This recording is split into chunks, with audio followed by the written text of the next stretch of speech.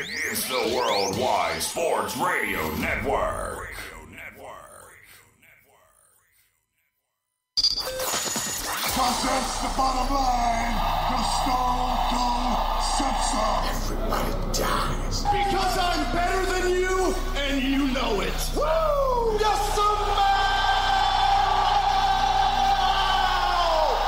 what the rock is cooking. Now, welcome to Off the Mat with Alex Slows, Josh Silverberg, and Lyle Gillen.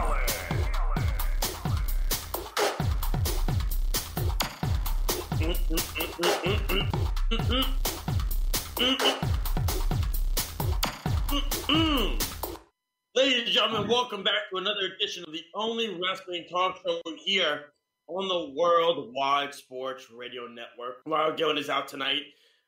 Not feeling well, under the weather, but that's okay. We'll miss him, but he will be back next week. But we have Mr. Alex Slows. How are you, sir? I'm doing well, Josh. It's been an amazing week for wrestling again. We had the Blood and Guts pay-per-view, the free pay-per-view for AEW. We have a lot of different news to get into, including New Japan Pro Wrestling and also MLW. So I can't wait to talk about that. It's going to be a great show, ladies and gentlemen. Absolutely. And again, if you want to call us, it's 203-903-8271. That's 203-903-8271. We also have Carl Kulash, who will be joining us at the 9 o'clock hour. He is from the show, The Sports Hit List. He will be joining us at that time. He's going to give his intake on the WWE, NXT, Roman Reigns, everything like that. He was going to have a debate with Lyle, but Lyle is no longer here tonight, but that's okay. So pretty much, Carl will be on 9 o'clock. We'll get the two of them to debate it at some point, maybe next week or the week after, something like that. We will figure things out. But Carl will still be on with us at 9. A couple of things. How can you download our app? Well, it is quite simple, okay? Here's how you listen to us, and it is free. Before you type in WWSRN in the Apple Store. If you have an Android, you go to the Google Play Store. You type in Worldwide Sports, click Install. You get all of our show schedules, all of our show content, clips that you maybe want to hear again. Maybe you missed the show, you want to rewatch it or re-listen to it. If you're driving, you can listen to the audio feed as well. You can also play it on your smart speaker at home. You can tell Alexa to play WWSRN, or I think it's Worldwide Sports. She'll play it right on your smart speaker. Again, all of that is free. You get all of our articles that all of us here write at the network. And all of the, like I said, if there's something you might have missed, something you want to re-listen to, rewatch, you can. You also can message us on Facebook as well under the Messenger. I will read those messages to you if you want to message us on there. And Alex, if you want to plug the website as well. So we have a website for Off the Mat, and you can check out that website. It is available in our Twitter bio at Off the Mat WWSRN. That is our Twitter. You just click on the link in our bio. It's also in our Facebook profile on our Facebook page, and it will take you to the Off the Mat website. You can view the shows and pay-per-view schedule, which I put together. You can also check out our announced guest list for the June 15th anniversary show of Off the Mat, our 1-year anniversary. Right at the network. Absolutely, and that's the beauty of it. And again, everybody can message us. You know, you can talk to us on there and everything of that sort. But again, Lyle Gillen is, not here tonight, so that's okay. Look at it this way. I guess we'll be able to talk more, and there won't be as many rumors. So much to get into. Again, we're going to have Carl on at 9 o'clock. A lot that we need to discuss. We're going to get to some New Japan. We're going to get into MLW. We're going to get into all that. But we have to start with what transpired this past Wednesday. That was on AEW Blood and Guts. And what a great and epic match. Absolutely. Absolutely. Was. Alex, what were your thoughts when you got a hold of that match and you saw that match as an entire thing? When I saw that match, I was thinking about the discussion we had last week. And I predicted this would happen. I said either they're going to pummel Chris Jericho at the end of the match or a brawl is going to ensue right towards the end of this event. And Josh, it was a great matchup. I enjoyed every second of this matchup. Some fans were really upset about how this match ended, how the Blood and Guts main event ended. I thought it was good. I thought it was well planned out, very well executed. So the problem I see is these are like fans who don't understand the inside business and the behind the scenes stuff of wrestling. And like this is just how they planned it out. This was how it was going to go. And when we saw, I think it was because of the padding below, because they put padding underneath the stage. So when Jericho went through, it was kind of obvious, but too obvious. So I can kind of understand why some fans were upset. But regardless, I did love the finish. I thought the main event was great. And MJF,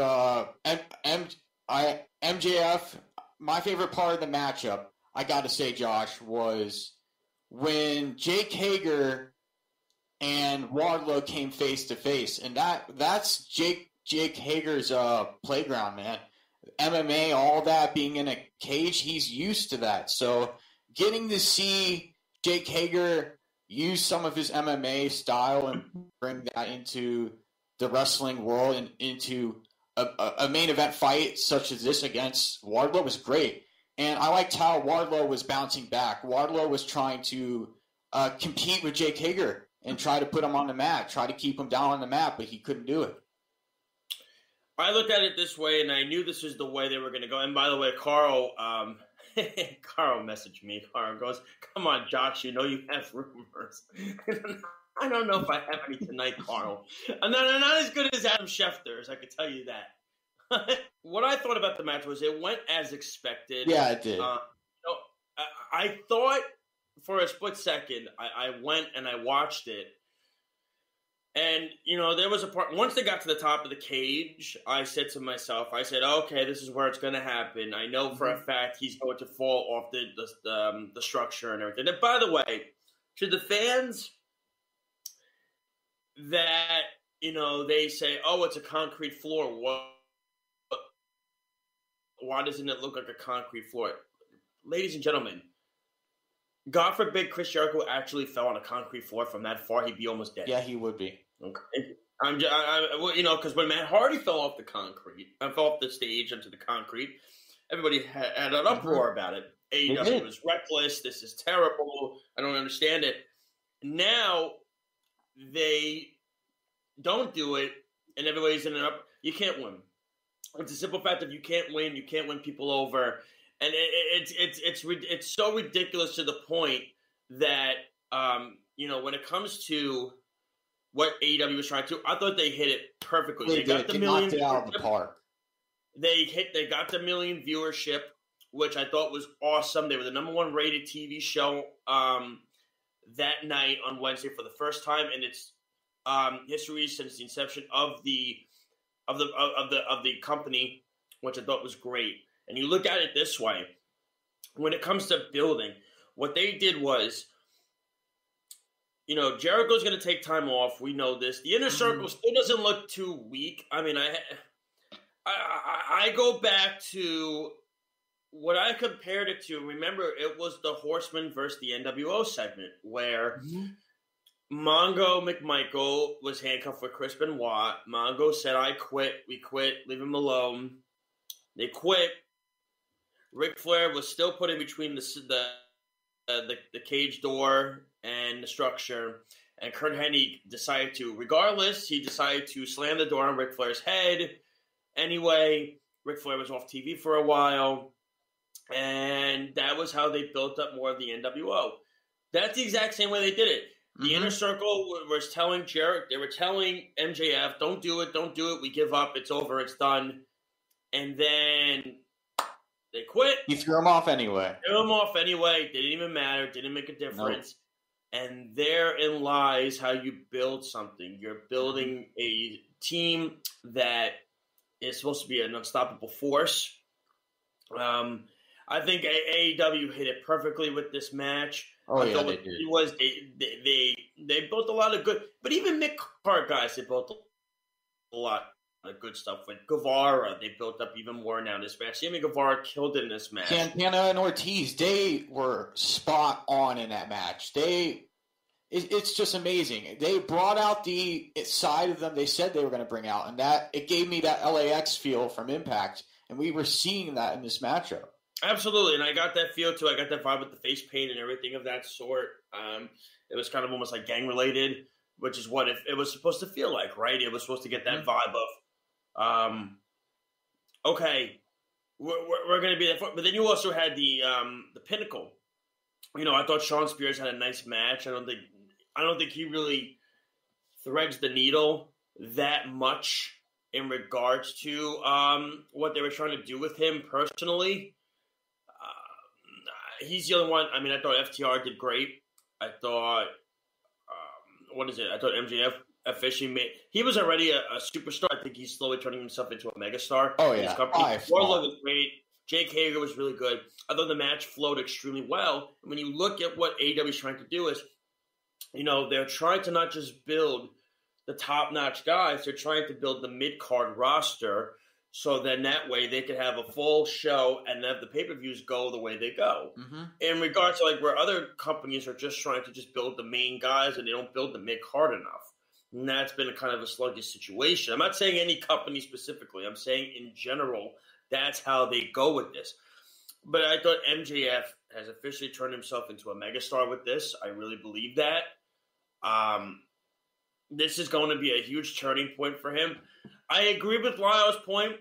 I think Hangman is going to be the one that ends Omega's reign eventually, probably at Full Gear in November-ish. Yeah.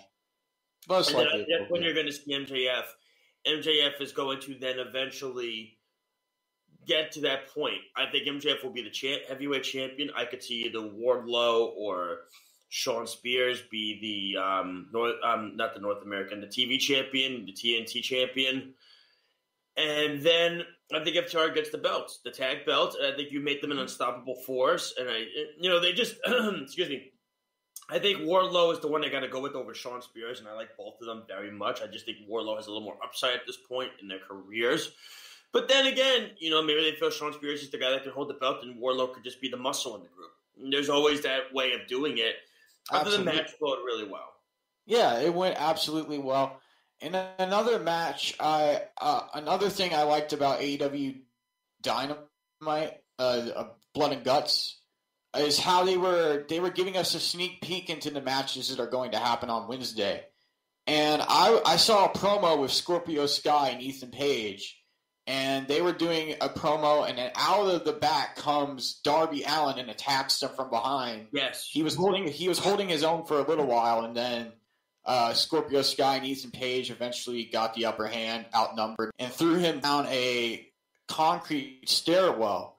And I'm surprised that Darby can take so much damage like that.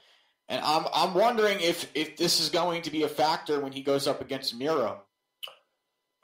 I'm curious which way they go with this. Because I feel like it's too soon for Miro to lose a match, but I just don't see him winning the TNT championship just yet. It's kind of weird because he hasn't had much of a singles run. No, he hasn't. You know what I'm saying? And that's the weird thing about this is he was a Kip Sabian for who knows how long, a couple months, which I've been saying for the last 2 months they need to get the two of them separated. I think Kip Sabian is highly overrated.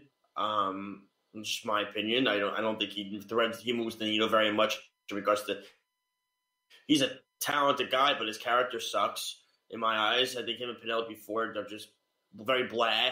It's just me. Yeah, they haven't really focused. They haven't really focused on giving Miro much of a singles run. Now they will. I think now they're going to do that. Now they're going to build him up in a singles run, make him look good, make him look strong, and eventually he's going to get a title shot. But it's too early to call it right now.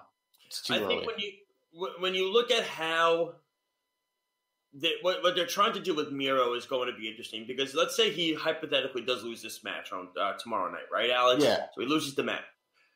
So it's like, okay, he loses. is he going to be pushed down the stairwell again into the mid-card section where he's just forgotten? Because let's be real here. I thought when Cody faced Lance Archer when the TNT Championship first came out, I was on this show, right? I believe we were on. Did we do the show together? I believe we did. And I said, Archer should win because Cody doesn't need the belt. Mm-hmm. You know what I'm saying? Because the character's already over. He's the president of AEW. What is he needed for? It's so silly. Archer needs it. He's a mid-card talent right now. Let's get him to the point where he needs to be more over.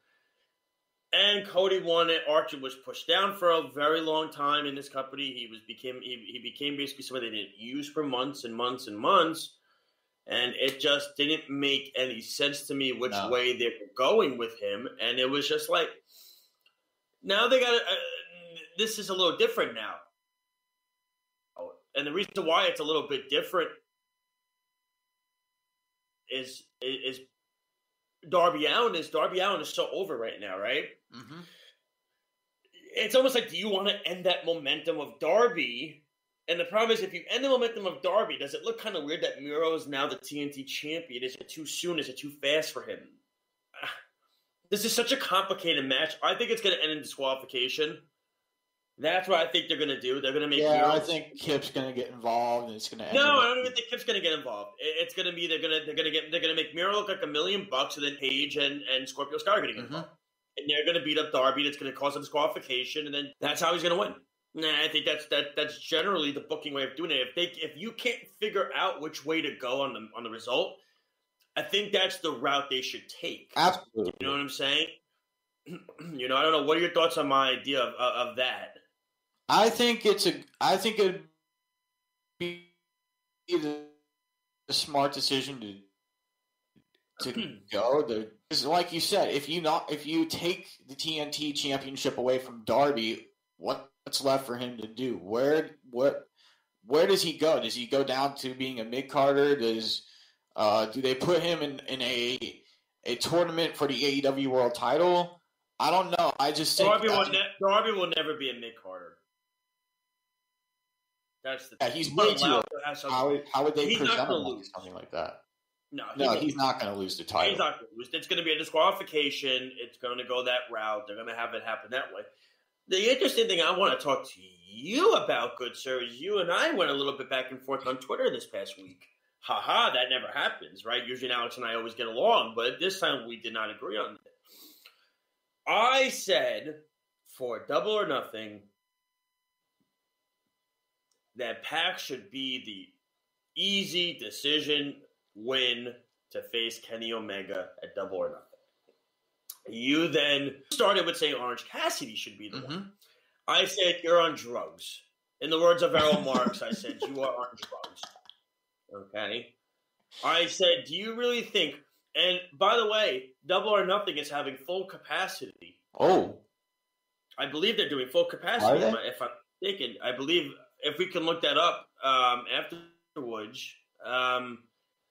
Alex, if you want to look that up while I'm speaking, just that you could just type in Double or Nothing full capacity on Google. And then if they are going full capacity, is Orange Cassidy versus Kenny Omega really, really, really going to get you excited about it? When you've seen Kenny Omega and Pac have an unbelievable chemistry together. It is full capacity? It is full capacity. So that's what I'm saying. Is that really what you want to throw at the fans for the biggest pay-per-view of AEW's year? You want to have Kenny Omega versus Orange Cassidy. And I like Orange Cassidy. I do. He should not be wrestling at the biggest pay-per-view of the year for AEW in the first full capacitated crowd audience coming back to AEW on Double or Nothing. Pac is the better wrestler. They had an unbelievable match together at All Out when he had the fill in for Moxley. Pac is, to me, is one of the most underrated talents in the world today. Orange Cassidy is a cool character. He's a good wrestler. He's not on Pac's level of wrestling. He's not. And for those that think he is, well, again, I'm going to say it, you're on drugs, okay? So stay off the weed, okay? So stay off the weed. That's how I'm going to leave it at that. It's a breezy, no decision brainer. You've seen the Pac Omega match before. It was a hit match. Do it again. Biggest pay-per-view of the year. Those two have the most similar styles of any of the two in AEW in regards to Omega and Pac. Let it happen that way. I will let you now rebuttal, sir. So, Josh, I have to disagree with you because the fans, they need to see something new. And as Excalibur would say, you got to give the people what they want. And I think this would be a great matchup in front of a full capacity crowd. Even though Pac is a good wrestler and he is skilled in the ring, I just think having Orange Cassidy in the fold and being able to compete against somebody who is well known in the wrestling business, has been all over the world, won multiple titles in Japan. I think this would be a great way for Orange Cassidy to make himself known, make his presence more known out there, and really put on a really great show of wrestling and mat work, because we've seen him put on great matches before, and he's really over with the crowd, and he plays this cool. He gets into the head of everybody, all of his opponents. Even people backstage that he comes across during the show of AEW Dynamite. He gets into the head of them, and he's so good at doing it. And for example, Penta El Zero Miedo, him and Orange Cassidy had a match. He was tapping into the mind of Penta El Zero Miedo and messing with him. And Penta did not take too kindly to it. And it was a back and forth battle. It was a back and forth matchup, and I think that's what we would get with Orange Cassidy and Kenny Omega. It would be a very close matchup, and it would be exciting. It would be fast paced. And Orange Cassidy, he's been in the business for a while, but not as long as Pac. But I still think that Orange Cassidy needs to have a title shot. He needs to have a chance to make a first impression, and I think this would be the right direction to go. I just, like I said, when I look at what they're trying to do, I know, Alex, you say Excalibur says give the people what they want, but I don't want that. You might not want it. Lyle doesn't want it either. Maybe the fans want it. Double or nothing. Listen, I understand Orange is the bigger character because he's more of a fun character. He's funnier. Yeah, he does. He's funnier. He puts his hands in his pockets and he does crazy moves and he does these things. He's cool. He's a guy that I think does some edibles before he does matches. That's just my take on the whole thing. My thinking is, Pac to me is just the better. It would just flow better. Now, look, I think it's good. They're going to give it to Cassidy. I do. I think they are going to give it to him.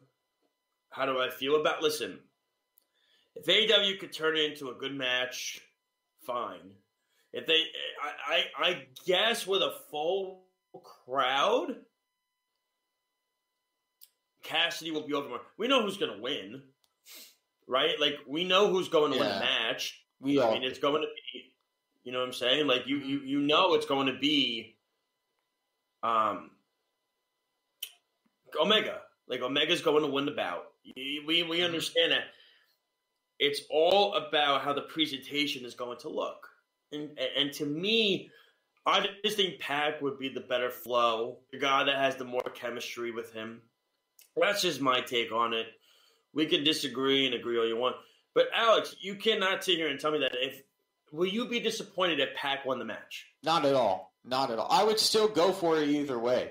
Orange Cassidy or Pac. I still want a great presentation.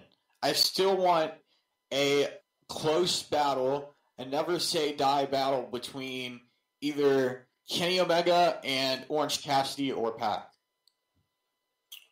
I'm just saying, no. I think when I look at it, I think it's got to easily.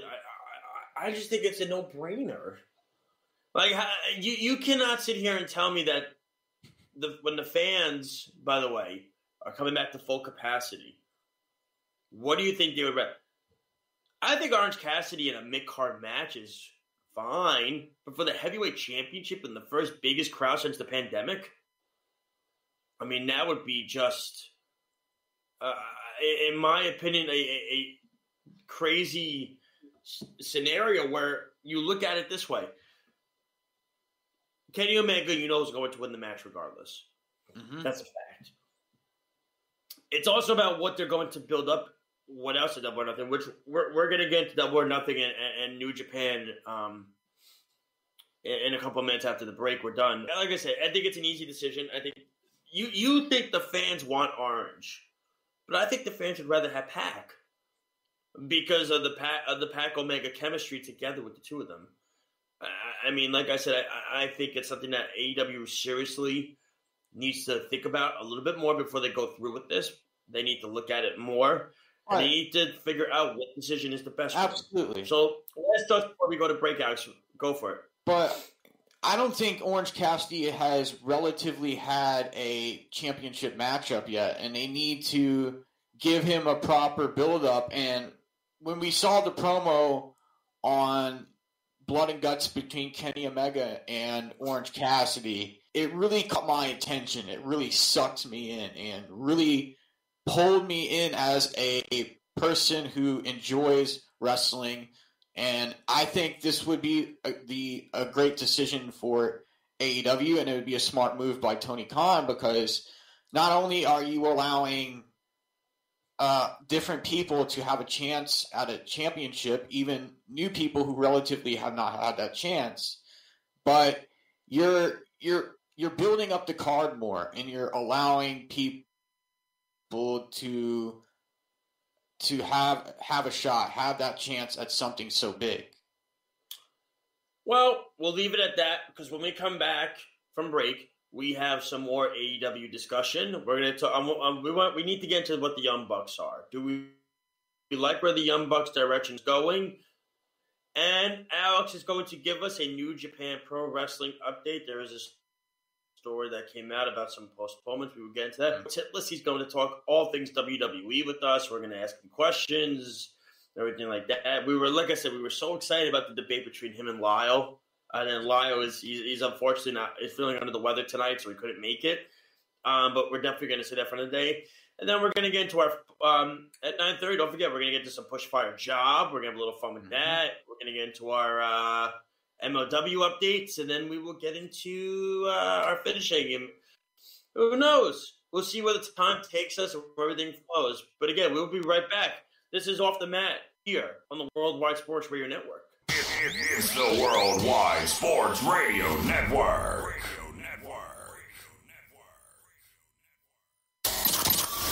Rest in peace. Welcome to the Shield of Justice. I'm the Boogeyman, and I'm coming to get you. Oh, it's true. It's damn true. Now welcome back to Off the Mat with Alex Slows, Josh Silverberg, and Lyle Gillen. Yes, ladies and gentlemen. Welcome back to the second half hour of our first hour here on the Worldwide Sports Radio Network. This is Off the Mat. I am joined by my co-host Alex Slows. Lyle Gillen is out tonight under the weather. And, of course, the great Speedy Petey, always producing the show, doing a great job as always. Thanks a lot, buddy. For sure, you're doing a kick-ass job as always. Let's get into it. So there's still more to get into before Carl comes on at 9 o'clock. Excuse me. We're going to get to New Japan in a little bit. And Alex is going to update us on what's going on in New Japan lately. I've been falling a little behind on it lately, but Alex will update me and everything like that and all the fans out there. But got to get into it first. I wanted to get into the Young Bucks, think of the character and all of that stuff. Do you like the direction of the Young Bucks being this way? Because in my opinion, I personally see the Young Bucks as eventually swerving and turning on the Good Brothers and Omega, and then having a match with the Good Brothers for the tag team titles. I don't know when it's going to be. It could be at All Out. What are your thoughts on how the character has been so far? Because they're so heelish. This is what their natural character was in New Japan and stuff, and Ring of Honor. Absolutely, and I love how they're acting, how their personas are as a tag team right now. And with Don Callis leading them and really putting them on that path and direction, I think it's great storytelling. You're adding new layers to the Young Bucks that we haven't seen before, a new side of the Young Bucks that's never been told before in AEW, and the fans are now getting this. And I think SCU and the Young Bucks, they have a lot of history together. They've had a ton of matches against each other and with each other, and I think it's going to be an amazing matchup. SCU and Young Bucks definitely have great chemistry, and it's one that's not going to be for the faint-hearted, and I think the Young Bucks are going to look strong in the matchup. SCU is going to have some type of control in the matchup for a little while, and then the Young Bucks are going to come back and retain their AEW World Tag Team titles. And when you look at the Young Bucks, they're just an amazing team. They've been all around the world together. They've wrestled in Japan, Ring of Honor, Impact, you name it, multiple promotions. And I think they are one of the best tag teams out there next to your tag team, Josh, the Briscoes. Oh, you like the Briscoes, huh? You're falling on that. But yeah, I tell you, the accolades that they have are endless. Listen, this is the natural Young Bucks. I think it's going to be a big swerve. I don't think they're going to stay with the course. I think eventually they're going to turn face again, and they're going to turn on Omega and the Good Brothers. That's just the way they're going to go.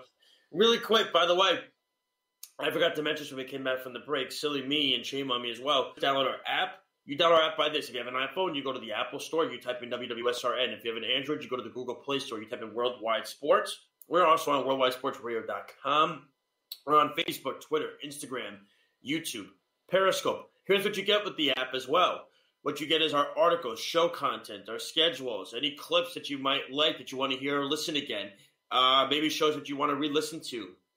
You missed something that you want to watch again. If you're driving, you can listen to the audio feed. It's that simple, so that way you're not watching the screen while driving, because, of course, that's really dangerous. Also, 203-903-8271 is the phone call to call us. 203-903-8271. You can also message us, on Facebook as well. And I will read your messages on the air if you don't feel like it. And also, Alex, if you want to promote the website, and also tell the fans how they can also email us any comments or anything like that before the show begins. You can go to our Off the Mat website, which is a Google website link. It is in our Twitter bio. It is also in our Facebook profile, our Off the Mat Facebook page. You click on that link, you're going to be taken to our Off the Mat website, where we have an archive of all of our recent episodes that we've done. There is an archive of all the interviews we have done. You can see interviews with John Alba that we did, Alicia Toot from MLW, you name it. There's a whole archive of that available to you. And also we have a special announcement page and a show and pay-per-view page, to where you can check out the upcoming wrestling shows that are going to happen. Absolutely, and we work tirelessly here on Off the Mat and the whole Worldwide Sports Radio Network. We all pitch in and do our part, and it's really growing every single day. It really is, and it's only getting better. Absolutely. So we were sticking with the Young Bucks before. Mm-hmm. Now, Alex, I wanted to get this opinion on you. Eventually, do you see them swerving, like I said, on the Good Brothers and Omega and fighting the Good Brothers? Absolutely. I think the Young Bucks, eventually, they are going to swerve on the Good Brothers and Kenny. But they're not going to make it obvious. No, they're going to take their time. They're going to lie in wait. And then when Kenny Omega and the Good Brothers are not paying attention and they become vulnerable, that's when they're going to strike. I look at it this way. The Young Bucks are trying – it's a story, right? It's a long story. This is what AEW does. They don't just jump the gun and do it right away. They do a nice – NXT will do it sometimes too, where they will sometimes, they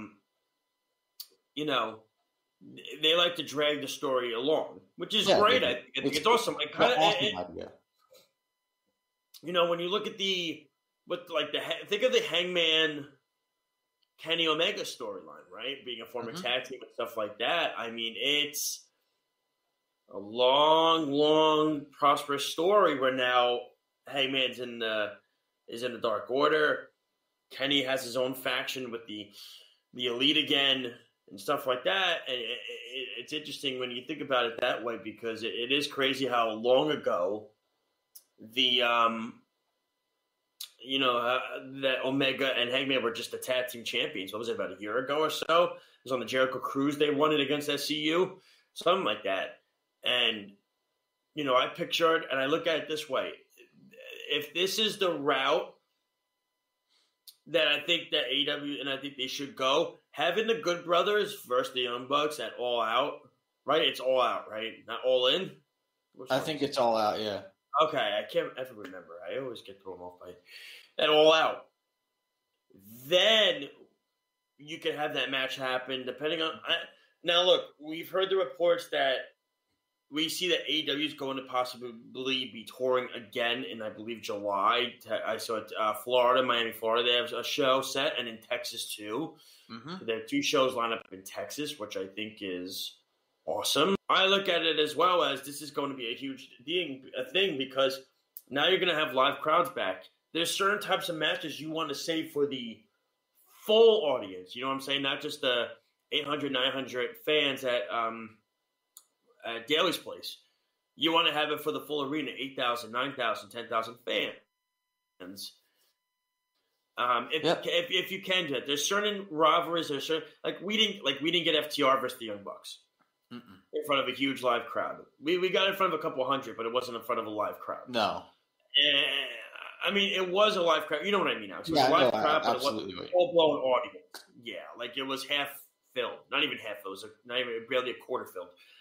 The thing of it is that when AEW, there's certain matches they want to wait for things to happen, things to explode, because they know what the fan reaction is going to be. And the thing of it is that the fan reaction is going to add to the element of how well the match goes, because the fans are going to get so hooked and in tune with the cheering and the booing and the this and that. It's going to get the wrestlers motivated. It's going to get them excited. It's going to get them to the point where, it's going to bring out the best in people. So, to me, I think there's certain matches they're going to wait for, which is the right call, I think. We'll see going forward how they go about this. Is there anything on AEW, Alex, that we missed that you want to discuss a little bit more? Absolutely. I'm looking forward to this Wednesday's match. Yuji Nagata versus Jon Moxley for the IWGP US title. This is a match that I've been waiting for a long, long time, because I've been watching New Japan for 2 years, and this is a big dream match for me, because in my mind, eventually I knew this match was going to happen, but now we're getting it. Now we're going to see Blue Justice, Yuji Nagata, against the unscripted violence, Jon Moxley, and it's going to be a hard-hitting battle between these two. It's not going to be it's going to be a war. It's going to be a fight, and it's a great decision by AEW and a great decision by New Japan, which ultimately leads to... They've already had Kenta versus Moxley, so now you're going to have Nagata versus Moxley. Clearly, what New Japan is going to do is eventually, I think they're going to expand on this partnership. And I know we discussed, I know we discussed this when like I said, we discussed to the point where, we honestly didn't think this would ever happen. No. Right? This would ever. Never. But now you got Impact, AEW, New Japan all working together. So really quick, Alex, we'll get to some New Japan, then we'll take a little break after. We'll get to Carl when we come back from the break. So if you want to get into some New Japan quick. Yes. So I was reading this the other day, and I shared this off the air with Lyle and Josh. On Friday, May 7th, the Japanese government announced an extension to state of emergency. As you know, in Japan and Tokyo, they are in a lockdown from COVID-19 and the infection rate and the status in order to prevent any potential further spread. And New Japan has arrived at the decision to postpone Wrestle Grand Slam and the events in Yokohama Stadium and the Tokyo Dome that were scheduled for May 15th and May 29th. What do you think about this, Josh? Did you see this coming? Was this in the back of your mind that you kind of had an idea that New Japan was going to have to cancel their events? No, I didn't. I thought everything was going smooth sailing over in Japan, and I thought everything was status quo. This also makes me think that Wrestle Dynasty is not going to happen because they're not going to take the chance of sending all their entire roster over to the U.S. right now. I think next year is when it's going to happen. I was quite surprised that they did go this route. Disappointed, for sure. Yeah, it is disappointing. Because I was looking forward to it. I was looking to seeing Okada and Will Ospreay go at it for the IWGP Heavyweight Championship. That was a match I was really looking forward to, and I was looking forward to seeing Dangerous Tekkers take on GOD. And I was ready. I was pumped. I was excited for these events, and now we're just going to have to wait. And I also found out the other day that 14 people of New Japan staff and performers are positive with COVID-19. So as a result of PCR testing, this is the article from New Japan on their website, 2 wrestlers who presented with fever on the day of May 4th event were immediately tested in accordance with COVID protocols, with tests returning positive. In light of this, and obviously they're not going to, not to cut you off, Alex, but obviously they're not going to release the names because of patient protocol. They would never release the names. It's illegal. Yeah. But go on. In light of this news, all those who had contact with the infected parties, in addition to every wrestler on the roster, received PCR tests, with a further 7 wrestlers testing positive. So this is not looking good for New Japan. This is looking really bad. I don't know what the future holds. I'm just surprised. I really am surprised. Yeah, I'm dumbfounded. I'm absolutely shocked because I didn't think this was going to happen. I felt like New Japan had good control over this, and we're really watching who they allowed into the venues, the stadiums, all the safety guidelines and protocols. And it's something every wrestling promotion needs to be careful with, even larger promotions and smaller promotions. They need to watch who they allow into the event because anybody could have it, and then it's going to spread, and then you have this problem where you have to cancel events, and events everybody was looking forward to, people that are paid really good money to see these series of events, and now you have to cancel them. It's weird because, like I said, I thought everything in Japan was good. I'm just trying to figure out what could have went wrong because it really seemed like everything was going well. They really spread everybody out in the events. They didn't go near anybody. I mean, I don't know.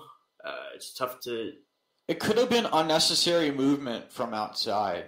They could have allowed... What do you mean by that unnecessary movement? Do you mean like... backstage and wherever everyone is backstage and people being crowded together and people coming through where they're not supposed to be, that kind of thing. Gotcha. I mean, I think it's something that when you look at the whole entire thing, I mean, this is going to set them back now, too. Yeah, it is. This is going to really set them back to the point where it is now... Oh, man. It's a shame. It's a shame because it seemed like they were getting everything together. So when is the next event do you think that's going to happen then? They said, well, the article on the website says that they will update people when further information when Wrestle Grand Slam and other events on the New Japan schedule going forward are rescheduled to later dates. I don't know. It just seems. I don't think these events are going to happen. No, I don't think that anything's going to happen for a while now. No. I mean, I'm thinking the next 2 months. I'm thinking August. They get back up and running again in August again. Yeah, that's what I think. Because I mean, if you're what you read was true and that people are infected, and everything like that. Japan's in a state of emergency. They're in a lockdown, for crying out loud. They're in like a really bad lockdown. Well, we'll leave it at that because we're going to go to a quick break. When we come back, we're going to have Carl Coolidge. He's going to come on from the Sports Hit List. He's going to talk to us all about the WWE, all about NXT. What are his thoughts on Roman Reigns as the head of the table? I know how he thinks. Wait till you hear how he thinks for those that have never heard his opinion. We'll be right back here on the Worldwide Sports Radio Network. This is Off the Mat. It's the Worldwide Sports Radio Network. This is the worst town I've ever been in. No!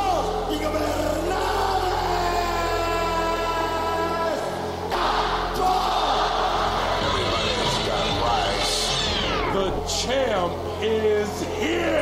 Now welcome back to Off the Mat with Alex Slows, Josh Silverberg, and Lyle Gillen.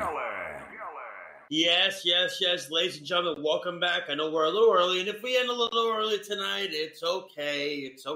We went on for like 15 minutes last week, so I mean, it's all right if that happens. Welcome back to Off the Mat here on the Worldwide Sports Radio Network. Really quick, here's how you download the app for the Worldwide Sports Radio Network. What you do is if you have an iPhone, you type in WWSRN. If you have an Android, you go to the Google Play Store. You type in Worldwide Sports. And the iPhone, Apple Store. Here's what you do. You download show schedules. If you miss something, if you love the sports hit list, right, Carl? If you love the sports hit list, there you go. You want to rewatch clips of Carl saying things about Roman Reigns, baby. You want to download it? Well, you got to download the app because it's free. All right? We're on Facebook. We're on Twitter. We're on Instagram. We're on YouTube. We're on Periscope.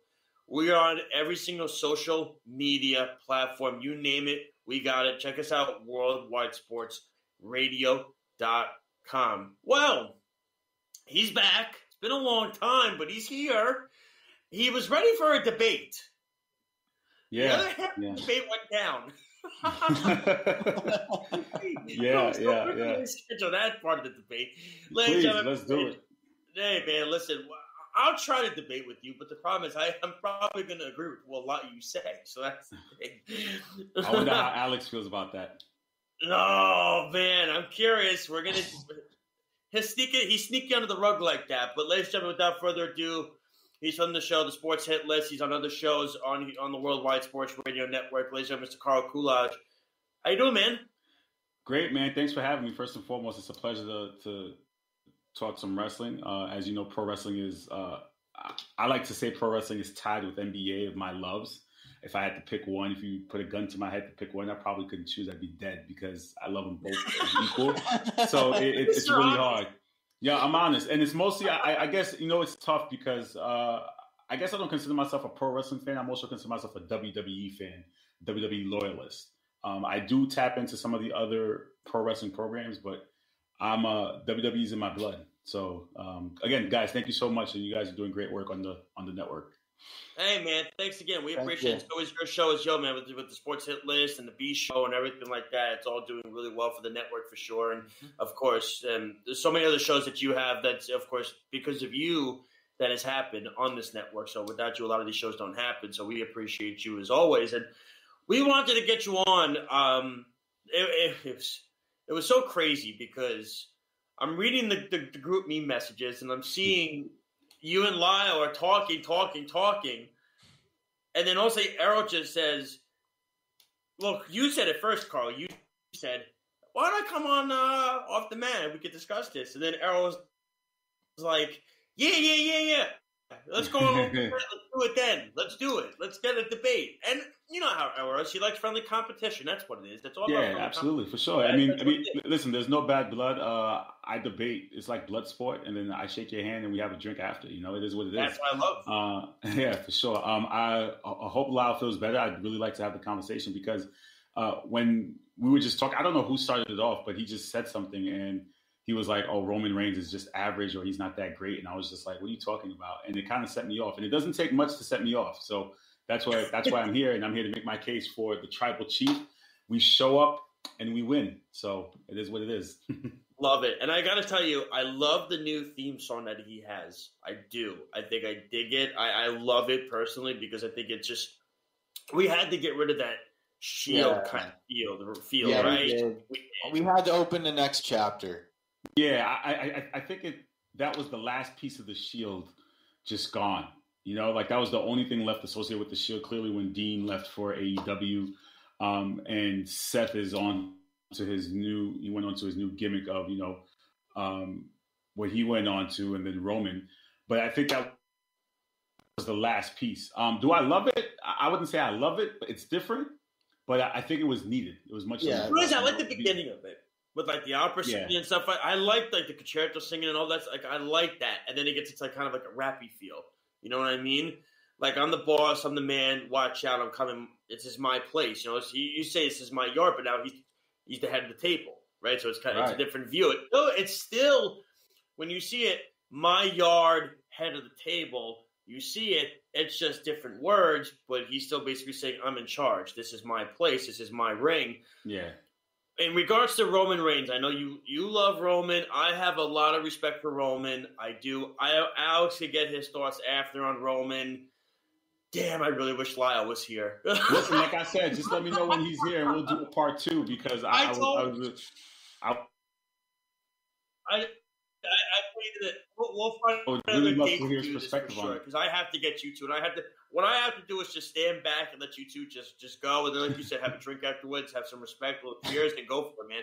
But my question to you is, what is it about Roman Reigns, Carl, that basically you say is beyond? He's more than average. He's a special character in the wrestling business, not just inside the ring, but as a character as a whole. His mic work, the way his promos go, the way his entrance music is, the way his costumes look now, where there's no more Shield stuff. It's just looking Samoan a little bit. What is it about him that stands out, do you think, that people aren't getting? Like somebody like Lyle that maybe is missing something. Well, I will say this.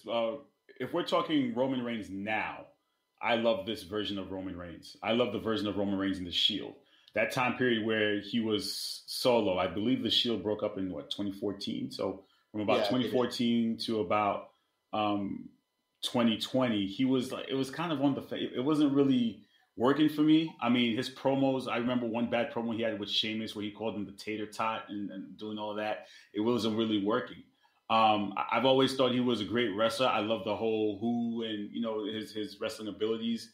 Clearly the spear is one of the most overused moves in WWE, but Roman had a way of executing it. He had some great matches. He had a great feud with Braun Strowman. I thought from my issue with early Roman was his promo skills, like were just bad to me. Like he couldn't cut a promo, and it was just like, it was terrible to watch. It was cringeworthy watching him try to cut a promo, and you can tell that he was struggling. And then you had Vince basically, force feed us. I remember when he won his first championship, I think it was in Pennsylvania, it was in Philly, where Vince basically had to come in to save this, like blatantly Roman was being forced down our throats. And I thought it was a little bit too much. This version of Roman is different because we needed him to go heel. It's that whole, Cena was supposed to go heel and he never did. And we always regret it. And we ask ourselves, what would Cena be if he went heel? Even though I hate using the word "if" in sports or in anything, but I'm happy that they decided to do it with Roman. And he's owned that he is the head of the table and using the tribal chief angle, which is why I don't understand Law's perspective. Right out the gate, he feuds with his own cousin, the bloodline. Like, how can you not enjoy that whole story? I agree with you, and I like that story. Like that was an actual storyline. Yeah. And And that's one thing WWE has been lacking over God knows since when we had a decent storyline, and they had a decent feud where they had 2 solid matches, which led to finally Jay deciding to join the family. Then you had his father and his uncle, the Wild Samoans, come out and honor him and pass the torch. So how can you not? And then you add Paul Heyman as now he's a Heyman guy. He's a Heyman guy. I think that's what they needed. His promos are definitely better. His promos and the way he's going about the whole persona, and he's owning being the tribal chief, the head of the table. How can you not love it? I'm sorry. Roman's the best thing on SmackDown. I believe he's the best thing in the company right now, especially during this no-fan COVID era of not having any fans. It'd be great to see him with fans, but just the fact that you can see him, even the backstage promos, him just sitting there, his championship behind him, Paul Heyman coming whispering in his ear. Again, those are just perfectly executed to show that he is in charge. He is in charge of the SmackDown brand. So how can you not like that? I don't get it. Really quick before Alex asks something, because I have something in my head that I want to ask you. In regards to what Jey Uso is, you brought it up, him and Jay had a feud. Now you're seeing Jimmy back into the picture. Where do you think that goes? Does Jimmy fall back in line? Does he fall in line? Or is this going to be another feud now after the Cesaro stuff? Which, by the way, Cesaro's earned a championship opportunity. I think I said on our WrestleMania post show that we did, it was the name I brought up was Cesaro. I think he's going to be one of the guys next in line. Do you see Jimmy falling in line, or do you see this being a feud for the summer? I'm not sure. I think Cesaro got his championship opportunity a little too early. I thought Cesaro would have been the one to win Money in the Bank. Money in the Bank is one of my favorite, even though they've been downplaying it, and they've been Otis, and then The Miz getting it to be a transitional champ for Bobby Lashley. Before I answer that, I just wanted to remind the fans we are going to be starting to jump on for pay-per-views because it worked well with WrestleMania. And I said to the Hit List contributors, I said, "Do you think this would work for every pay-per-view?" Granted, Mania is Mania, but they said, "You know what? Let's give it a shot." So we got the green light. Special shout out to Errol and Speedy. So there's no shows on Sunday. So now for every pay-per-view, we're going to do a pre-show at 6 o'clock, and then we're going to come on immediately after to review it. So you guys are always welcome to come down and have the conversation. We'll be there for sure. We should be there for most of them. That's for sure. I know. Yeah, for sure. Alex and I will be live. And you know what? We have a lot of in our Hit List contributors. We have some AEW fans too. So I don't know if you guys see. I don't know if you see. We have AEW Injection every Thursday morning. I post it to the Hit List page. I share it too.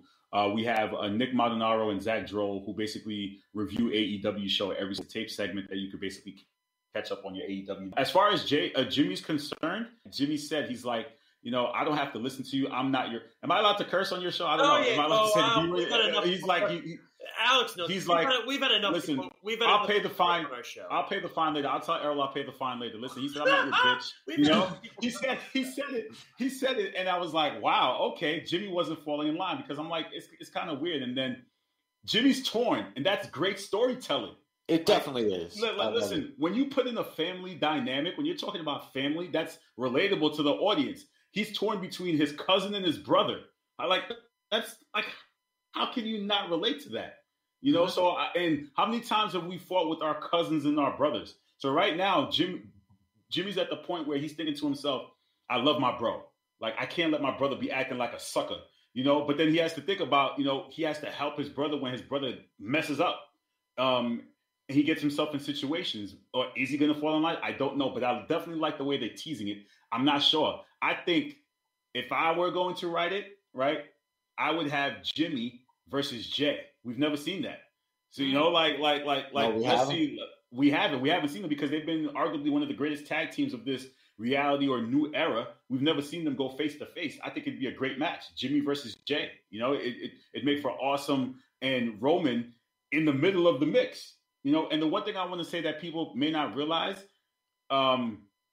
Seth is in that mix a little bit too. Yeah, he is. You got Seth and Jimmy and Jay because Seth cut a promo with Roman backstage, and he's like, if you don't handle it, I will. So it's kind of like Seth is kind of like tweening his way into the Roman aura. I don't know how that's going to end up playing out, but as far as Jimmy and Jay is concerned, the way I see it, they should have them in a match. They should have Jimmy and Jay. Maybe that's leading to them having a match at SummerSlam. potentially because they can't seem to get on the same page, but that's how I see it. What you got, Alex? So, Carl, my question for you is, first, how do you compare this SmackDown, Roman being the face 2015 SmackDown? Refresh my memory because sometimes it slips. Who was the face of SmackDown in 14 and 15? Was this before they went over to SmackDown Live on Tuesdays, right? Yes, this was before they went over. Yeah, I'm trying to remember who was the face during that time. I can't even remember. I think it might have been AJ Styles or Jericho. AJ came, I believe, in 16. I'm not mistaken. So it might have been somebody. Who else did you say it might have been? Or Jericho.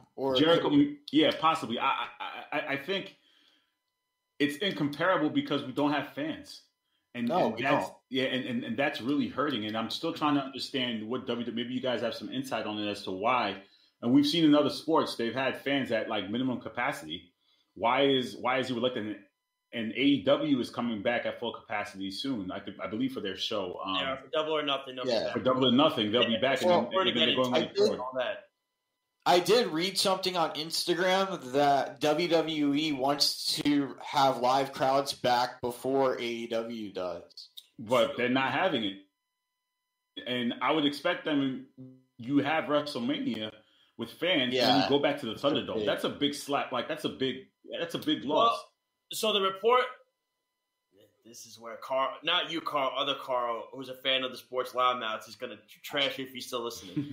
There was something that did come out today that said there is a report that right now WWE is Madison Square Garden. Wow.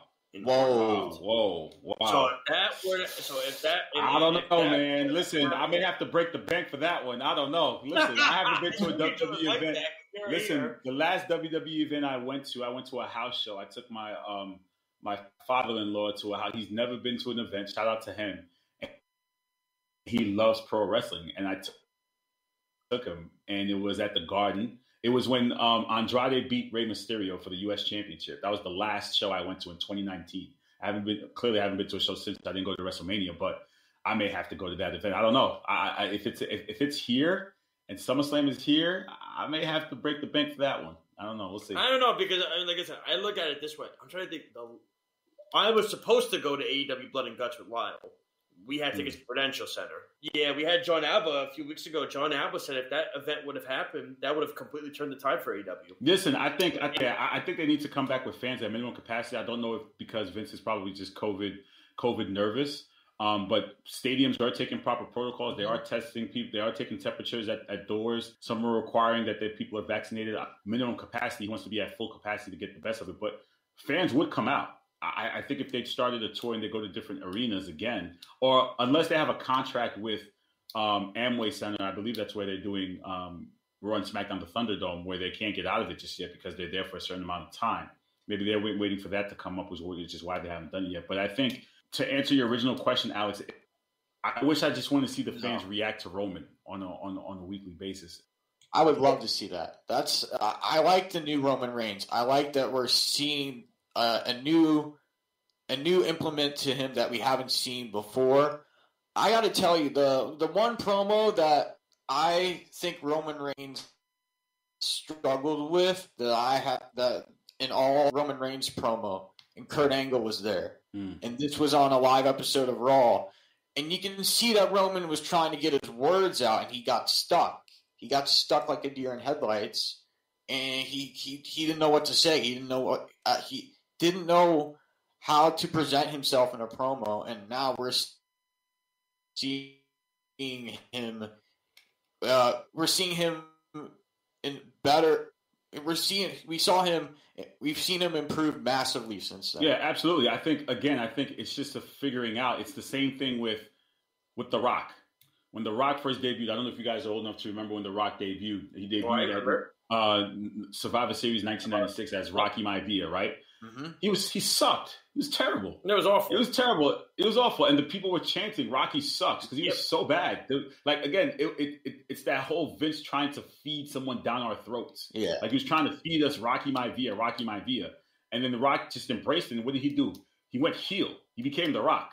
You see what I'm saying? Same thing with Stone Cold. Same thing with Stone Cold Steve Austin. Now, granted, Stone Cold, when he first came, he was the ringmaster. He was already a heel with Ted DiBiase. And then for him, $1 million corporation. Yeah, right. So he was trying to figure out his character. And I don't know if you guys have been watching the biographies on DVR. But I did watch the Stone Cold one, and he said the story how he got the nickname Stone Cold. He was with his wife, and she was like, "You want the Stone Cold tea?" He got the name, and then he cut the promo at 1990. I believe it was 1996. King of the Ring after being Jake Roberts. Jake Roberts, right? But then he went heel. So that's the move. When you want to figure out your character, you go heel. It's the same thing with John Cena. John Cena was, happy-go-lucky, corny character. He said he got on a bus and he was developing, and he said, I think he asked Stephanie if he could start to rap, and that's how you got Basic Thugonomics. He went heel. Mm-hmm. So I think in the trajectory of history, sticking to tradition, when these guys go heel and they're figuring out their characters, heel is the right way to go.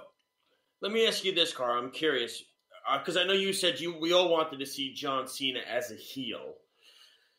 Do you think it's kind of easier to have a transition of a character kind of like this when there's no fans there to basically give you any emotion? Because basically it's Vince saying, okay, Roman is popular as a face with the kids and the women and selling the T-shirts, like the John Cena kind of thing, right?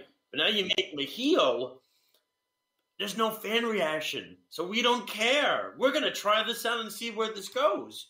Do you think they could, if John Cena had to deal with something like this, do you think that's maybe when they would have pushed the envelope? Because there would have been nobody there to give you any sort of kind of reaction. Like I said, I'm going to be totally honest with you. I hate that word if. I don't know if you've seen me in the hitless streets. There's no if in sports, just facts. So I can't prove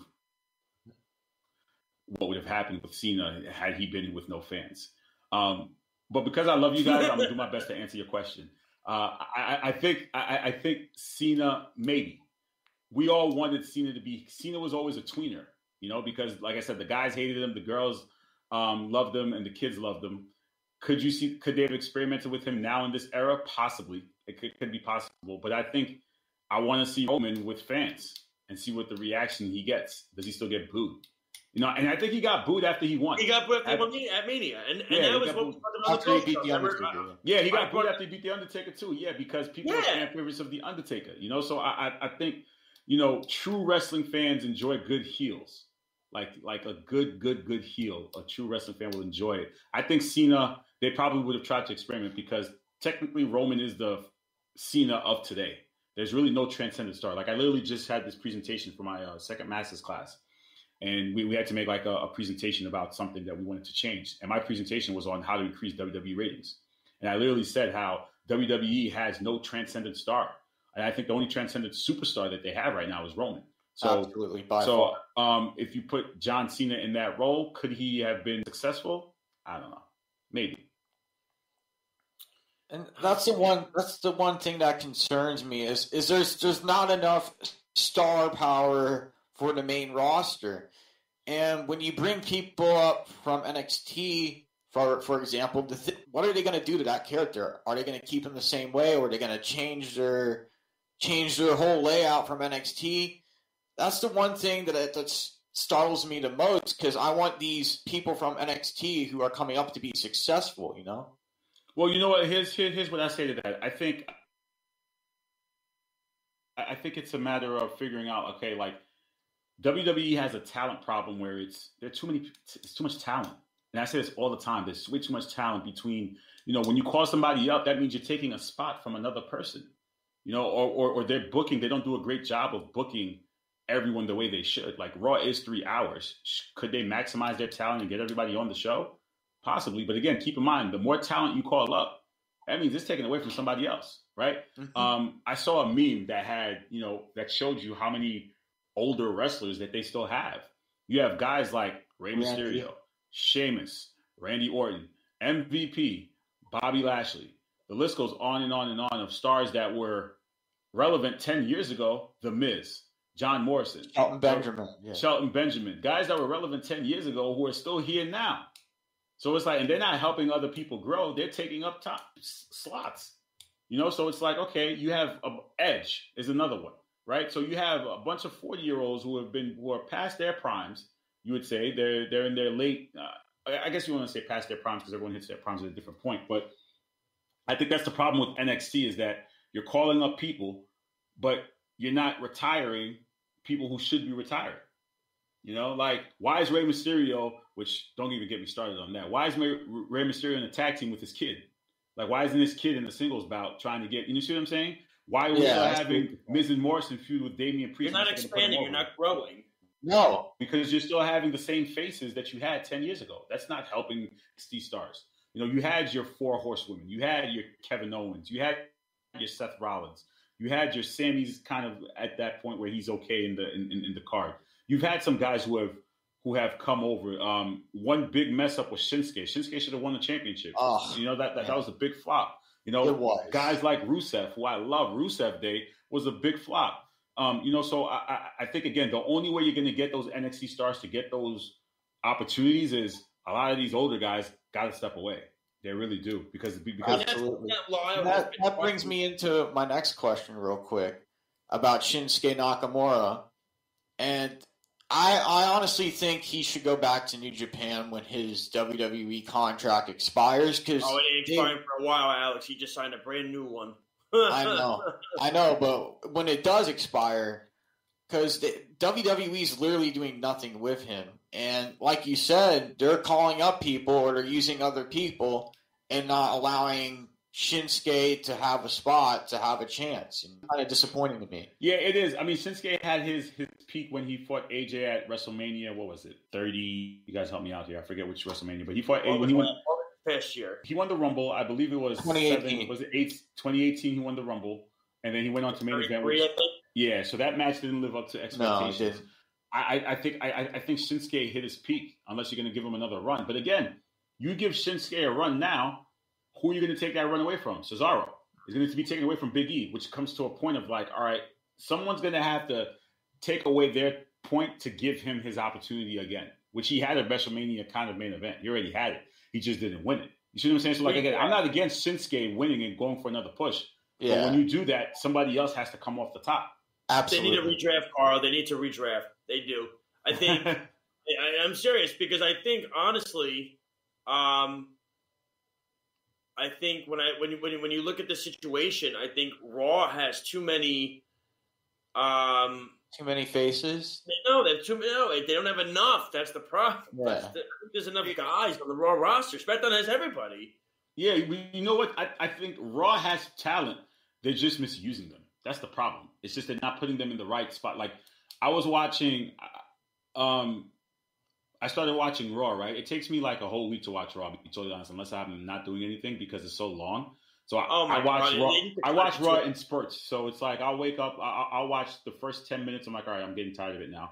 Then I'll watch another half hour. Like I'm in the middle of it right now, right? So I'm at the Randy Orton, that terrible 8-man tag match, right? So what they do is this. Raw is like us. Like I could predict Raw. They start like, or sometimes they'll have like a 8-man tag just to get everybody on the card. A random 8-man tag match between RK Bro and New Day versus Elias and Almost and AJ Styles and I forget that other guy's name. And now they add Jinder Mahal back into the mix, right? Yeah, right. Yeah. To me, there's no story. There's no storylines. Like, are you grooming Jeff Hardy, who went missing for 3 months? Are you grooming? Are you grooming RK Bro to get a tag team championship opportunity? Because that's what it looks like to me. So it's like there's no story. It's just let's just put together what we can. Jinder Mahal is just going to magically appear with 2 random people out of nowhere, and then he's going to fight Jeff Hardy, and he's back for another run. Okay. Then you're going to have a random 8-man tag. And then the women's match, you had a random, what was it? Another, what is it, a 6-man tag? 6-woman tag? 6-woman tag. Then you had Alexa at the front of the entranceway doing her thing. Randomly. So, yeah, like you could restructure, I think, just putting them in the right spots. Like you could have great stories. Mm-hmm. Just continue. Like the only real storyline going on, right? Like I think it's only 2. Humberto Carrillo against Sheamus is a story because, he's the underdog. And then you have the main event. And the other thing I think they're doing is they're overusing the triple threat. You got 2 triple threat matches already at WrestleMania. I understand it's WrestleMania Backlash, but why are we seeing the overusage of triple threat matches now? Doesn't make any sense. Doesn't add up.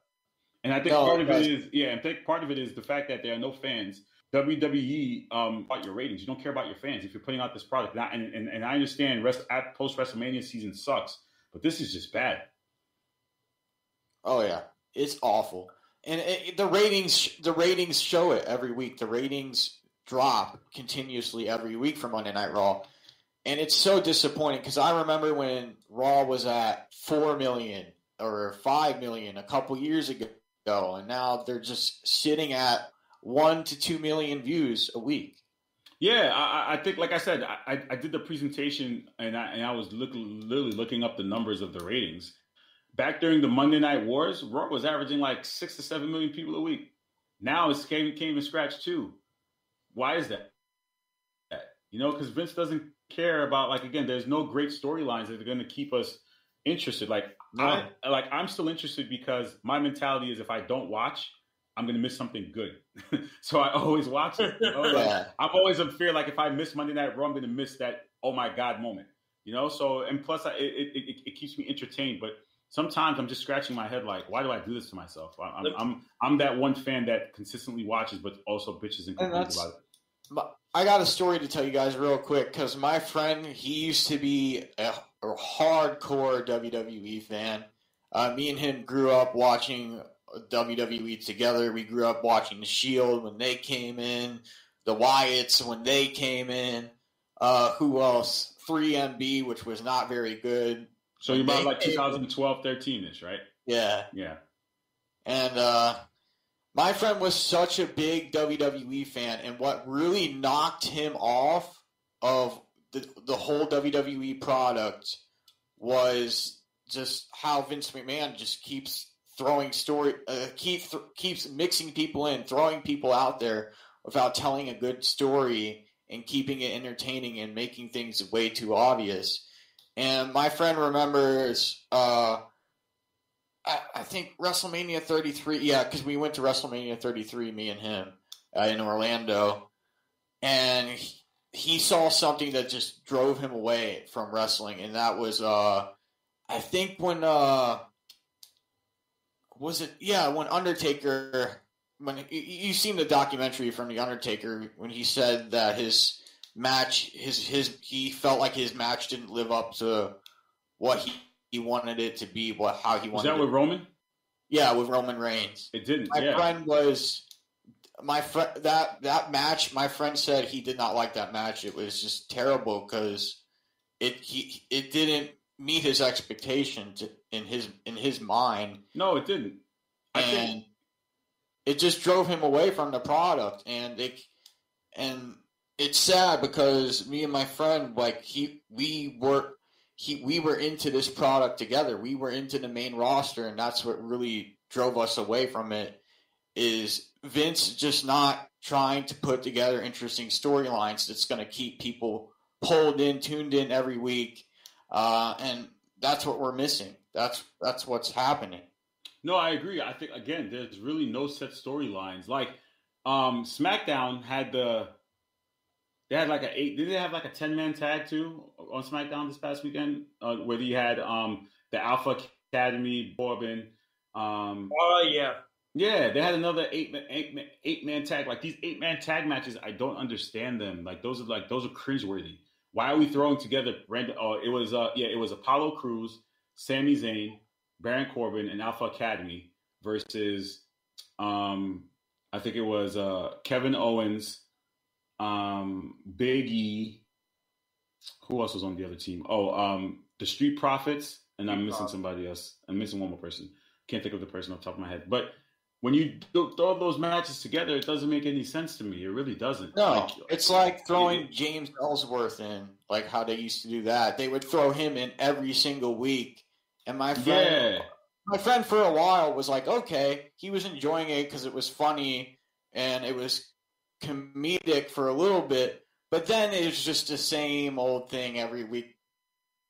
The same old shtick, and he got tired of it. And it's like, all right, let's move on. Let's get to something right. new. And I mean, you had the storyline between Big E and Apollo Crews, right? That was a good storyline. You thought Big E would have got his rematch, And then you kind of put Sami Zayn in that kind of mix, which I was like, okay, I'm with you on this one. But then you lost me with the 8-man tag, or the 10-man tag.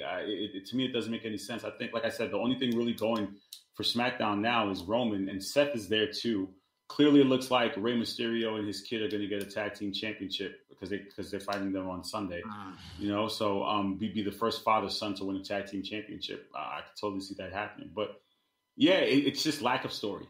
Just lack of story. When you have a good story, like give us a good story. Like the Daniel Bryan, Edge, and Roman was a good story. Yeah, that was a good story. That was a good story. Like I said, Jay and Roman was a good story. So the Cesaro, I'm or the Triple H Seth Rollins feud was a good story. That was a good. Yeah. I mean, Triple H is notorious for putting people over, so that was a good developing story. So I think if they could get us a good story, we can definitely work towards it. It'll be great. Like I love Bobby Lashley. I love Bobby Lashley, but is he really getting the justice and the process by the way they're booking him right now? I don't know. So it's like, all right, now this match is on Sunday. What's next for Money in the Bank coming up after? So it just leaves a bunch of question marks. And what's going to be your narrative heading into SummerSlam? Carl, my last question for you is: AEW Blood and Guts this past week reached a million viewership. Something like that is pretty unprecedented, other than WWE today. Mm-hmm. It really rarely happens, and it was an #1 rated television show on Wednesday night. It was the first time in its company's history that's happened. And we had John Alba on a few weeks ago, and John Alba said that if they would have had the Blood and Guts match in Prudential Center a few months ago before the pandemic hit, this already would have been done, and they would have really turned – not that WWE was going anywhere, but they would have turned the viewership tide around. I mean, you're now talking about them getting into the Raw SmackDown viewership number with the million viewership. Is this something that WWE should be concerned about, that this is happening? I mean, especially something that they didn't think could be on their level is now getting a million viewership. Listen, like I said, I just did the presentation on it, and the only way AEW would be a threat is if we have Monday Night Wars Part 2. They're not on the same night, and clearly NXT moved from Wednesday to Tuesday. And they're not going to move. They're not going to move AEW. Right, right. So I don't think I started watching some of Jericho's podcast with Stone Cold. I didn't get a chance to see all of it, but I don't think AEW is really concerned about WWE and trying to compete with them. I think it's just a matter of... No, I don't either. I think they were at one point, but now they're not.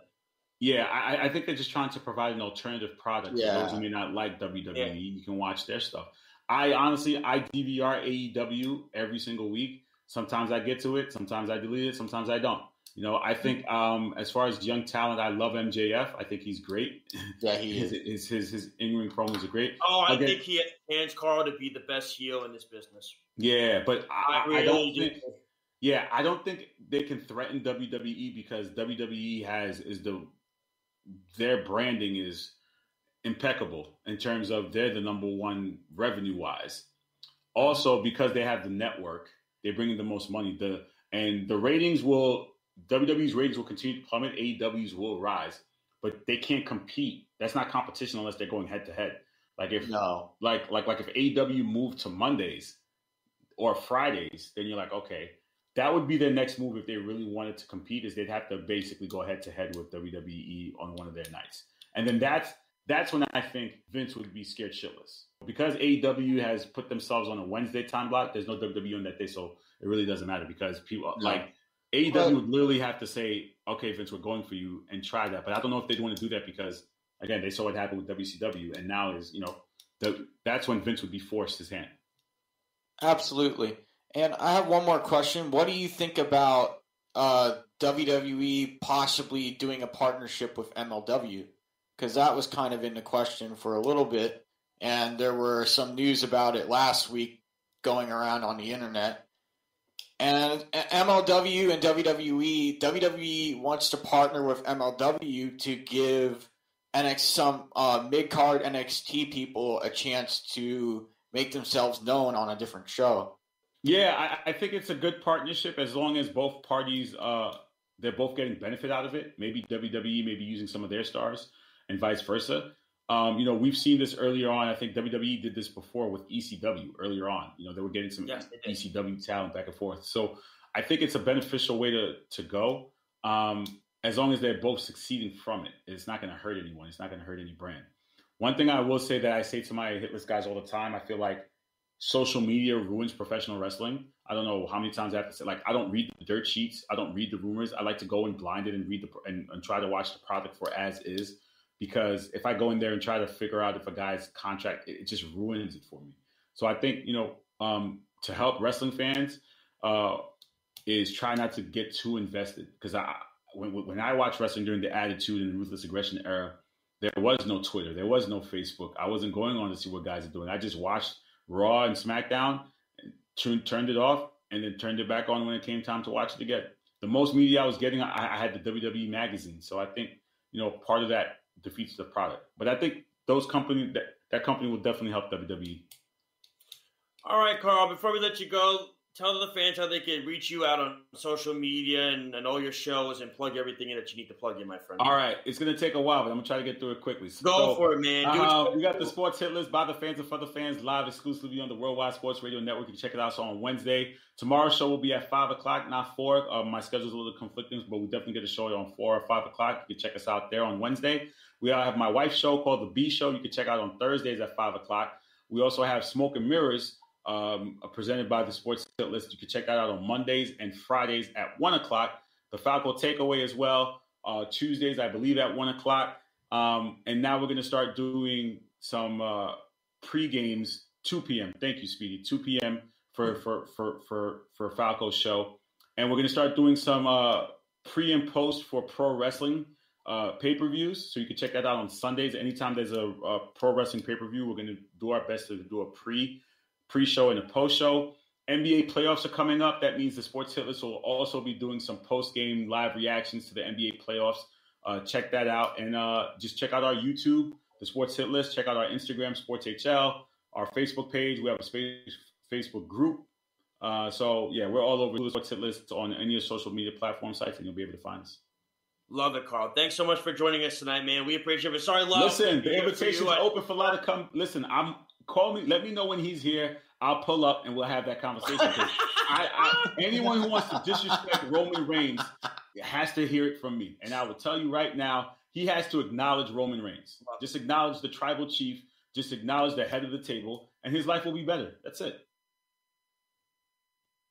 We know what it is. Have your phone next to you. We're going to reach out to you in the next week or so, and we're going to get you guys together, and we're going to let this topic and discussion happen for sure, man. Let me know, man, for sure. It was a pleasure, as always. You guys need anything, just let me know, and I'd love to have you guys on. Just let me know if you want to jump on before pay-per-view or after. We'll work it out. Thanks a lot, Carl. Appreciate it, man. Have a good night, all right, dude? You take care. All right, you too. You guys take care. I'll talk to you guys in the chat. Thanks, man. Be good. Carl Coolidge, ladies and gentlemen, from the Sports Hit List. Awesome guest to always have.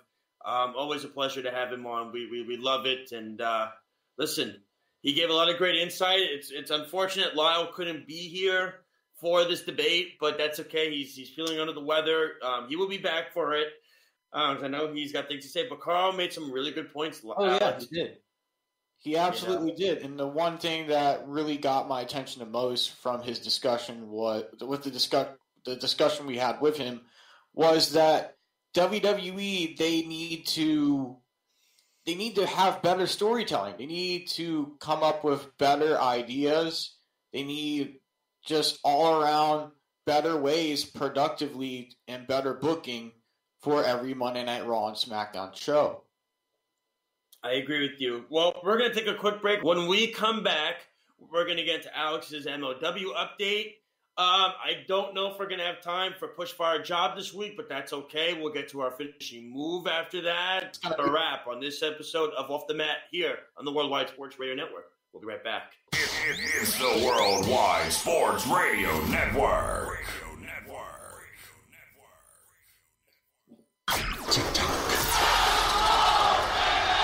Are you ready?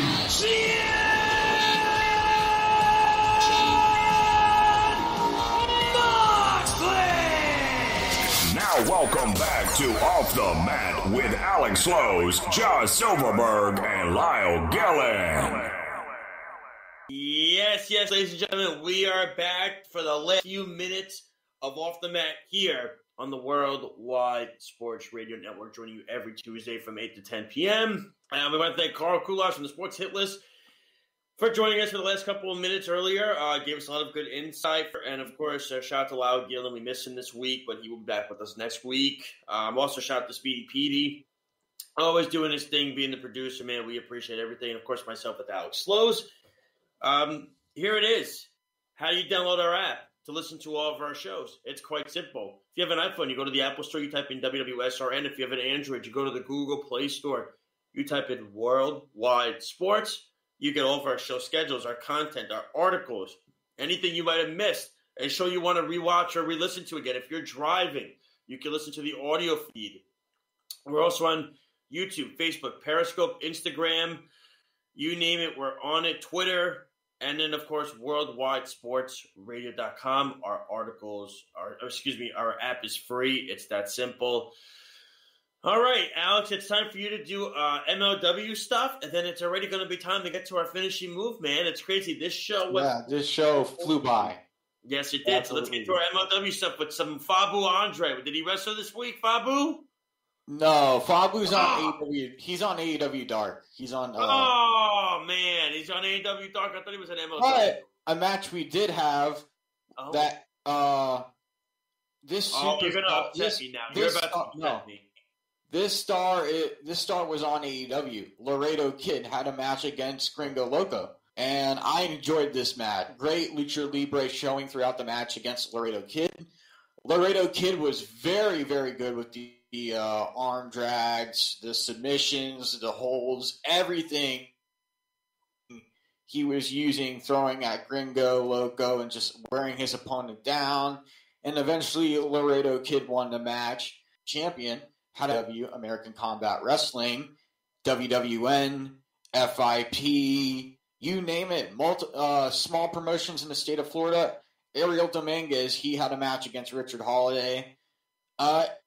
It was a very short match. It was not a match I was expecting. I didn't expect this match to play out this way.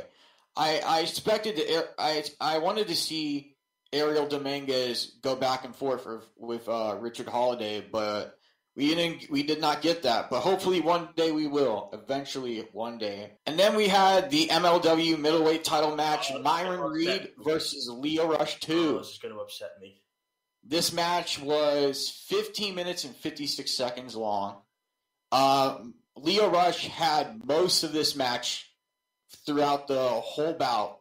The whole way through, he had Myron Reed grounded. He had Myron Reed on the ropes. Myron Reed, he looked like he was done. He was out. He was gassed. It looked like Leah Rush had this match in the bag.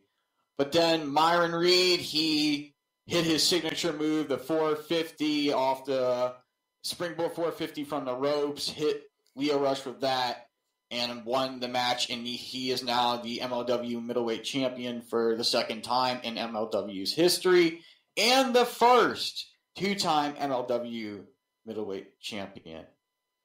I know Josh is a bit upset about that. I am too. It's not how I wanted the match to go.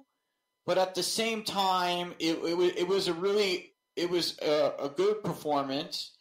Both competitors gave everything they had in this match. They left it all in the ring, and it was something that I was looking forward to the whole week. And MLW nailed it. They were right on the money with it. It was great. Well, listen, I look at it this way. Leo Rush is going to get that championship back. That's a fact. He's growing immensely since he's left the WWE, between MLW and New Japan, and doing everything he's done. It's really crazy about all the good stuff that he's really. But I do have one more MLW update. Excuse me. Selena Di Lorena confirms that she is done with MLW. And she possibly might join WWE. Alicia Toot is having a party. I bet she is. I know somewhere she is. There is a statement from her on her Instagram. My contract is up. Thank you, MLW World. I'll never forget where I came from. but where am I headed? Tag your favorite promotion. We're looking for gold. She has been retweeting fans' comments and posts wanting her to join WWE or AEW. Where do you think she might go, Josh? Where do you think is the best? I could see her go. I could see her go to NXT and join Legado del Fantasma. Oh, I would love that. That's what I could see. Oh, man. I could see that happening. I think it would be interesting. If they want to turn Santana and Ortiz heel, she could become their manager.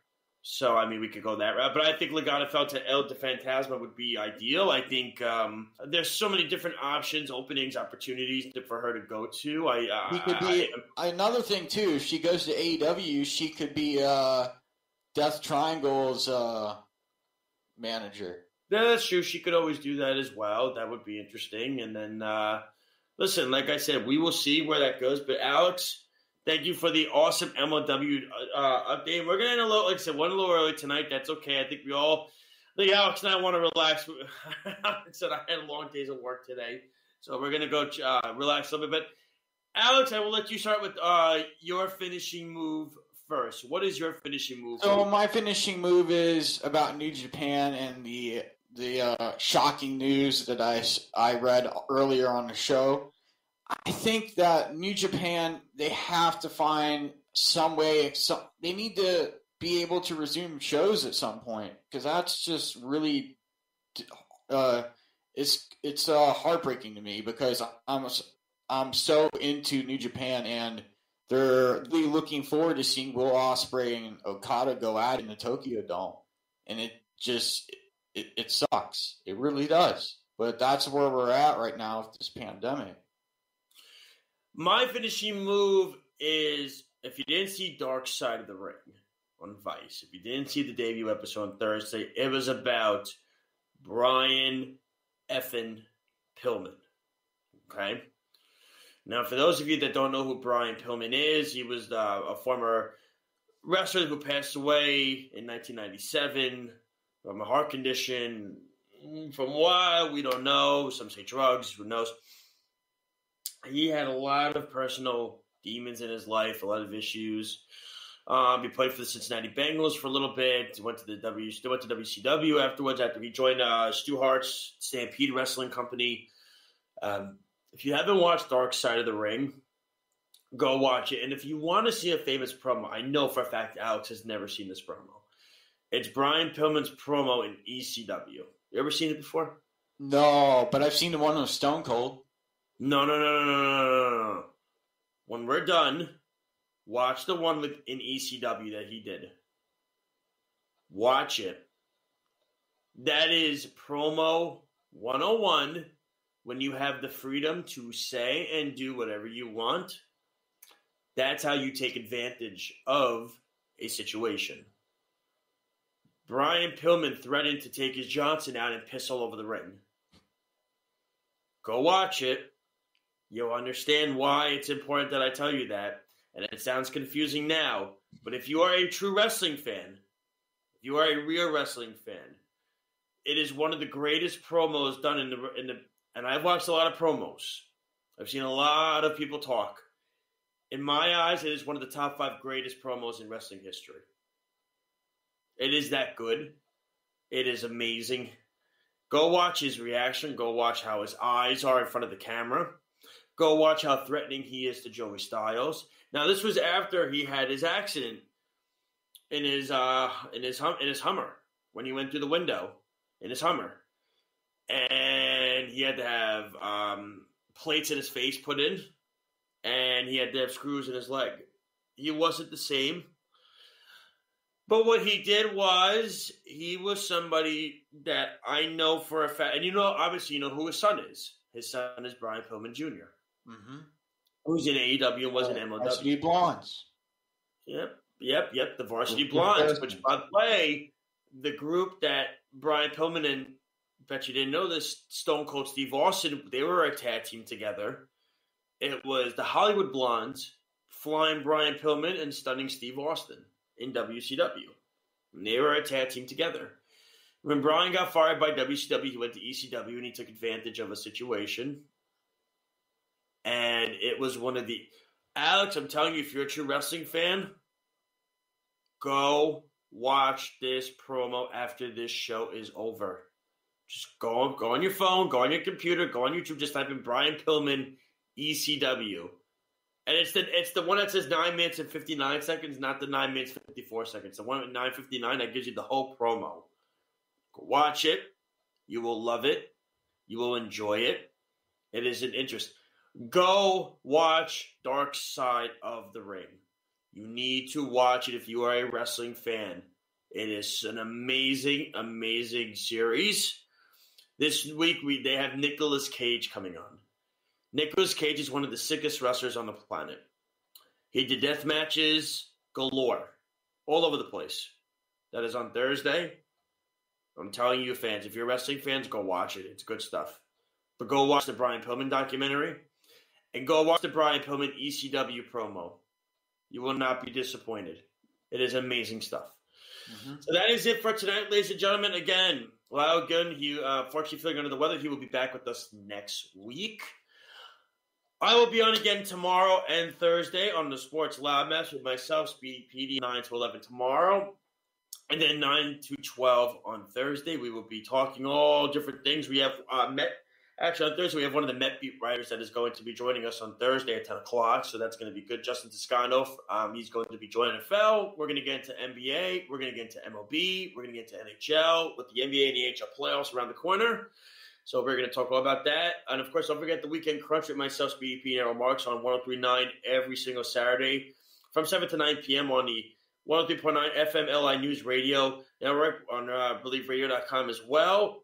Or, again, you can always just, again, if the Islanders have a home game, we will be on after the Islander game. And, of course, check us out right here on Off the Mat, myself, Alex Lowe's, and Lyle Gillen, every Tuesday from 8 to 10 p.m. We're the only wrestling show. We want to thank Carl Coolidge from the Sports Hit List for joining us. We're excited for him to do his pre- and post pay-per-view shows for WWE. I think that's a great idea. I think it's awesome. And we'll definitely be making appearances for sure. For myself, for Speedy P, for Alex Lowe's, and Lyle Gillen, I'm Josh Silverberg. Alex, watch the damn promo after this show is over. Do you understand me? Go watch it. You're not going to watch it. I know you're not. I will. You know you're not. You're going to say, I'm too tired. That's what you're going to say. Watch it. I watch it after my haircut tomorrow. See what I mean? Ladies and gentlemen. At least I'm going to watch it. You see what I mean? You see what I deal with? I tell them to go watch it. At least I'm going to. No, you watch it tonight after your haircut. After my haircut. I'm Josh Silverberg, ladies and gentlemen. This is Off the Man, the Worldwide Sports Radio Network. Thank you so much to the fans for listening. And again, don't forget to download our app. If you have an iPhone, again, you go to the Apple Store, type in WSRN. If you have an Android, you go to the Google Play Store, you type in Worldwide Sports. Also, worldwidesportsradio.com. We're on Facebook, Twitter, Instagram, YouTube, Periscope. Alex, plug the website one more time for all the fans out there. Off the Mat Google website. Look it up on our Twitter page at Off the Mat WWSRN. It is on our Facebook page as well. Same tag for our Facebook page. It'll take you directly to the website once you click on the link. And you get access to our show archive page, our contact page. You get access to our guest list for the June 15th anniversary show, our 1-year anniversary show. That's going to be fantastic, and you're going to want to tune in for that. Awesome, Alex. So again, for myself, for Alex Lowe's, for Speedy Petey, I'm Josh Silverberg. Thank you so much for listening to Off the Man here on the Worldwide Sports Radio Network. Let's go Knicks tonight. Kenny Omega, what do you have to say? Good night, everybody. Listen to Kenny Omega right now. I must beat you, a Jew. So say with me now if you know it. Goodbye. And good night. Thank you for listening to Off the Mat on the Worldwide Sports Radio Network. Your source for all things wrestling and sports entertainment. It's the Worldwide Sports Radio Network.